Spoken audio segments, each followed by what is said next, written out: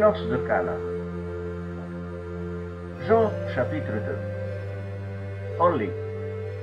Le vin ayant manqué, la mère de Jésus lui dit: Ils n'ont plus de vin. Jésus lui répondit: Femme, qu'y a-t-il entre moi et toi? C'est une expression sémite, fréquente dans la Bible, qui signifie: qu'est-ce que c'est pour toi et pour moi? En quoi ça nous intéresse? Voilà le sens.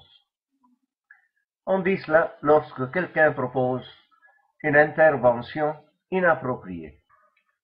En effet, la réponse du Christ est claire. Mon heure n'est pas encore venue. Donc, c'est pas le moment. Mais quel moment?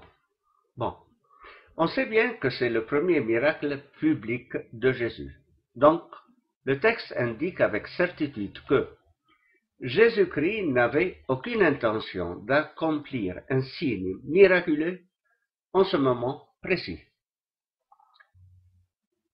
Le point éclatant et que le Christ révèle, c'est que les plans fixés éternellement par Dieu ne peuvent pas être bouleversés simplement pour faire plaisir à quelqu'un. Dans un autre récit, le Christ, devant la curiosité de ses disciples, affirme ce même concept et leur déclare que il ne vous appartient pas de connaître les temps et moments que le Père a fixés de sa seule autorité. Donc, on pourrait bien affirmer qu'il existe quelque chose comme un calendrier divin des temps et des événements, qui est fixé et appartient seulement au Père éternel. Selon ce calendrier, l'heure de la manifestation des pouvoirs divins du Christ n'était pas encore venue, du moins pendant les noces de Cana.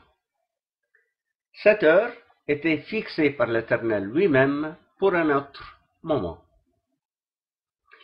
Marie n'a pas répété sa demande, ni essayé de discuter ou de persuader Jésus. Pas du tout. Elle s'adresse directement au serviteur avec toute confiance. Faites ce qu'il vous dira. Une attitude, je dirais, vraiment sympathique. Je pense que Marie, en le regardant avec son beau sourire, elle savait qu'il accomplira le miracle. C'est ça la foi. C'est la foi qui transporte les montagnes. Jésus dit: tout ce que vous demanderez avec foi, par la prière, vous le recevrez. Et voilà que Jésus accomplit le miracle. Et voilà que Dieu change son programme. C'est sûr que tout était prévu par Dieu. Ce n'est pas qu'il change le programme comme ça, non? Et pour comprendre l'influence de l'intercession de Marie. Évidemment, tout ça pour lui faire plaisir. C'est ça le point fulgurant de cet événement. C'est évident que Jésus n'a pas fait tout cela pour la simple raison que Marie est sa mère. En effet, il n'a pas dit « Que veux-tu, mère ?»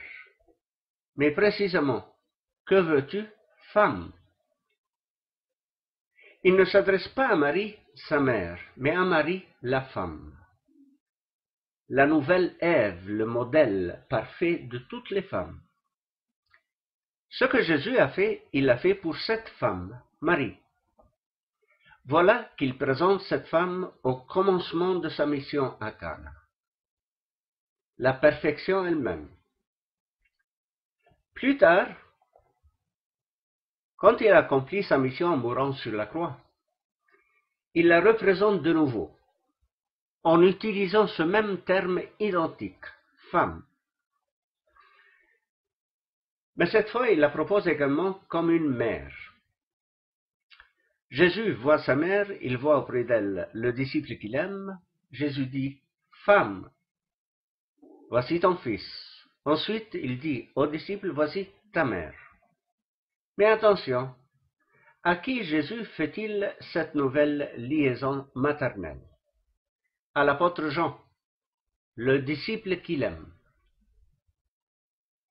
Soyons tous des disciples bien-aimés et prenons Marie comme notre mère. Elle va s'occuper de nous, même dans les choses, je dirais, banales. Vous voyez, l'objet de tout cet événement n'était pas si troublant. Ce n'était pas là une guérison d'un lépreux souffrant, d'un aveugle qui souhaite voir la lumière, ou d'une foule affamée et assoiffée. Non. Il y avait du vin. Les invités l'ont bu. Une partie des invités était déjà ivre. Donc tout ça était carrément pour un autre surplus de vin. Un besoin ni urgent, ni essentiel. Ayez confiance, Marie s'occupe de tout. C'est la sainte volonté de Dieu que cet événement se produise de cette manière, très particulière, et qu'il soit enregistré dans le Nouveau Testament, pour nous enseigner soit le degré incommensurable de la gloire de Marie, soit l'amour infini que Dieu a pour elle. Ayons nous aussi un grand amour pour Marie. Merci.